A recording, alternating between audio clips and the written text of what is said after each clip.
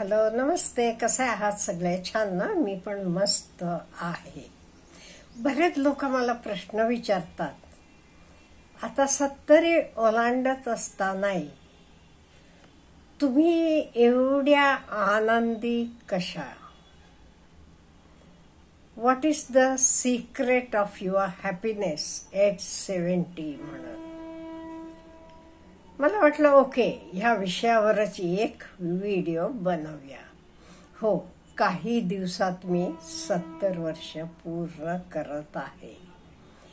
त्यामुळे मलाही खूप आनंद होतो. म्हणजे एवढे दिवस मी सुखानं एवढी वर्ष घालवली. त्यामुळे पहिल्यांदा मी माझे आई वडील आणि देवाला खूप खूप आभार मानते त्यांचा.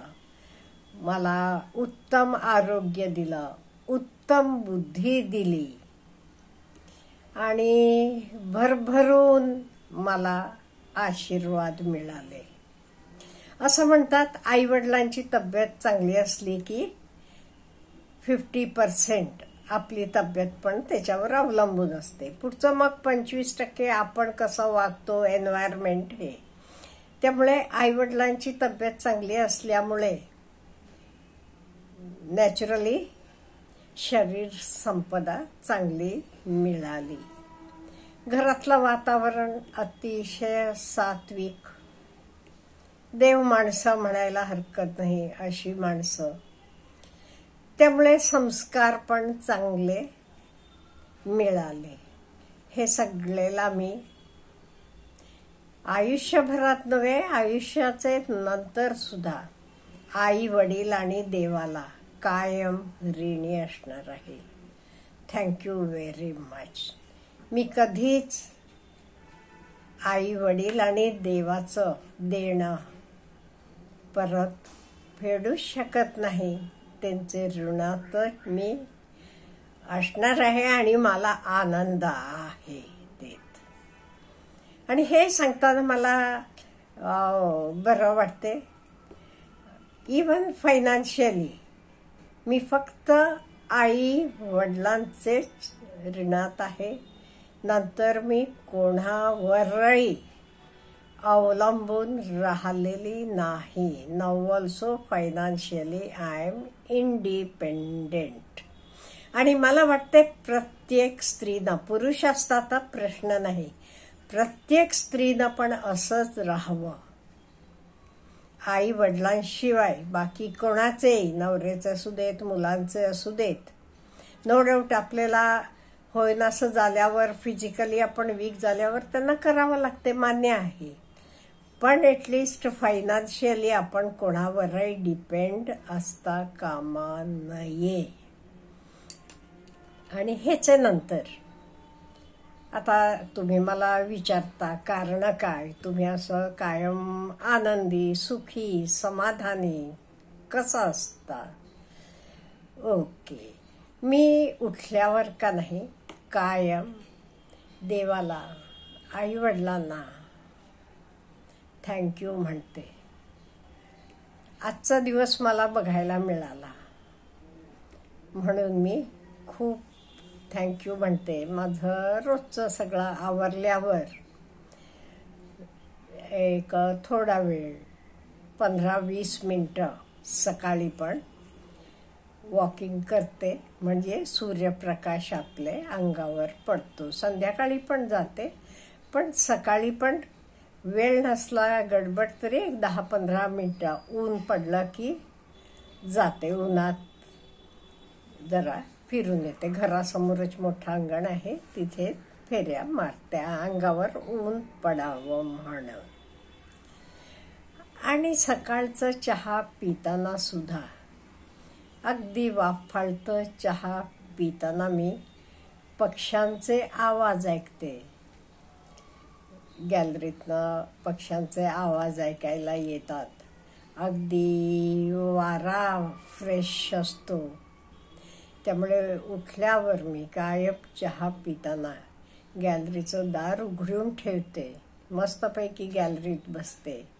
पक्ष्यांचे आवाज, वारेचा आवाज, पावसाळा असला की पडणारा पाऊस हे एन्जॉय करत मी चहा घेते.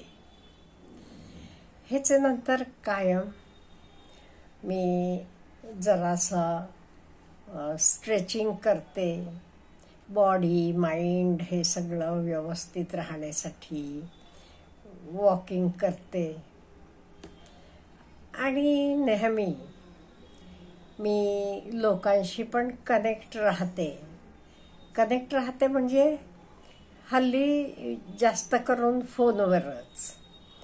रिलेटिव्स असतील, फ्रेंड्स असतील, रोज एक 2-3 तरी फोन येत असतात. मी पण कधी कधी करत असते. तसं आम्ही खूप असं आनंदानं एकमेकांशी बोलतो, गप्पा मारतो. आणि आजूबाजूचे लोकांशी पण मी चांगले रिलेशन्स आहेत.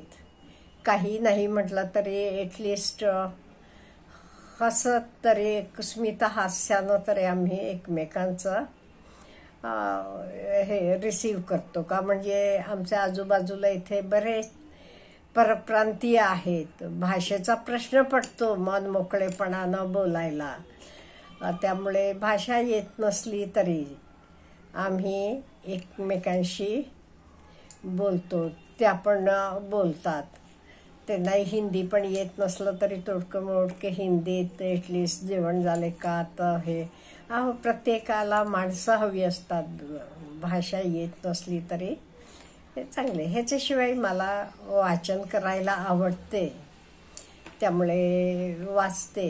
काहीतरी नवीन एखाद नवीन पदार्थ दिसला तर तो पण करतो आम्ही. सून आणि मी दोघी मिळून काही नवीन बघितला की असं, किंवा जुने पदार्थात नवीन हे करून असलं की काही नवीन करतो. नवीन वाचतो पुस्तकात. काही ते नवीन मिळालं की तर आम्ही फॉलो करतो. त्यामुळे हे वाचन पण करत असते मी. आणि मुख्य म्हणजे हल्ली मी अट्टहास करत नाही आहे. कुठेही जावंच. आता लग्न कार्य बोलवणी येतात. खूप लांब असलं की कसं दिवसभराचा प्रवास, 1.5 दिवसाचा प्रवास पूर्वी मी जायची. पण हल्ली का नाही मी स्वतःवर जास्त प्रेम करायला शिकलेले आहे. का म्हणजे दिवसभराचा प्रवास परत रात्री प्रवास हे नको वाटते. शरीर थकते. त्यामुळे मी हल्ली स्वतःचे बॉडीकडे, स्वतःचे शरीराकडे, स्वतःकडे जास्त प्रेम करायला शिकलेली आहे. त्यामुळे मनात असलं, किती मनानं वाटलं तरी खूप लांब असलं की मी जाणं टाळते.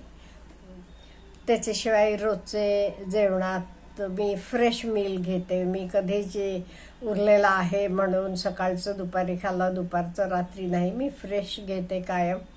फ्रूट्स घेते. जेवण कुठलंही मी कमी खाते पण तर फ्रेश घेते. आणि कुठल्याही कारणाला कोणावरही उठकी सूट रागवत नाही. तर नात असेल, कोणी असेल, ती काही बोलली तरी रागवत नाही. आता ती लहान आहे, काहीतरी बोलणारच की कधीतरी. आता परवाच उदाहरण सांगते.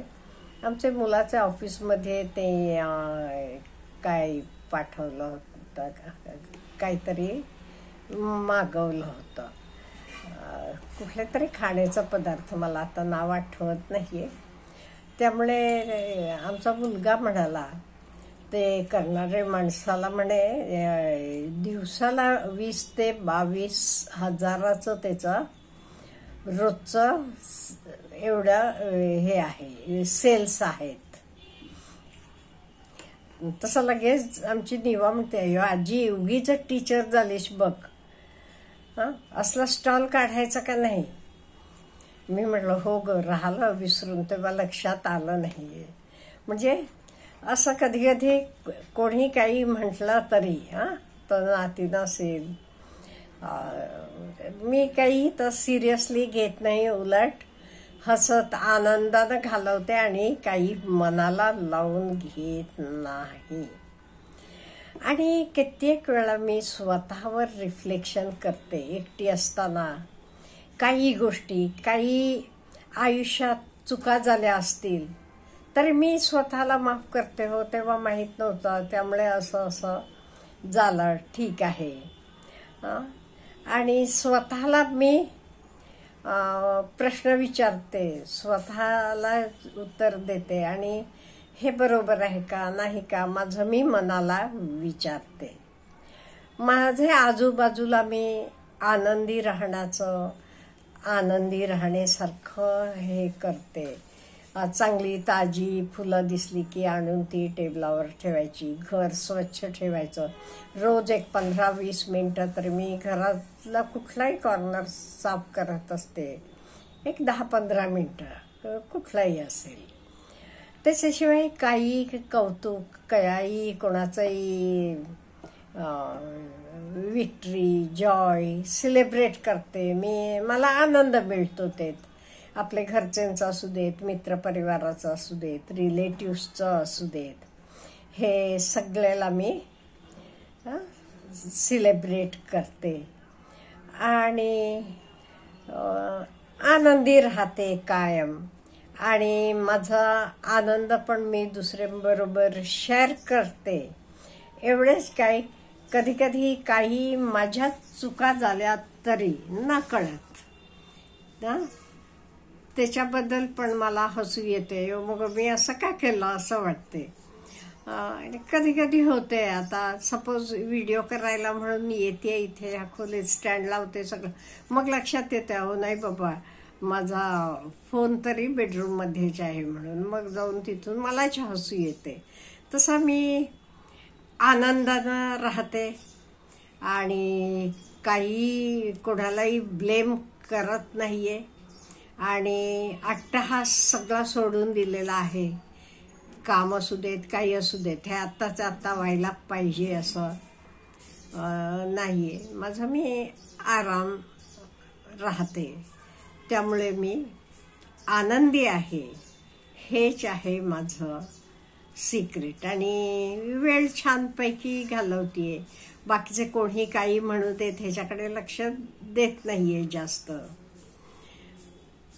हे आहेत सिक्रेट्स ऑफ माय हॅपीनेस. अच्छा, हॅव ए गुड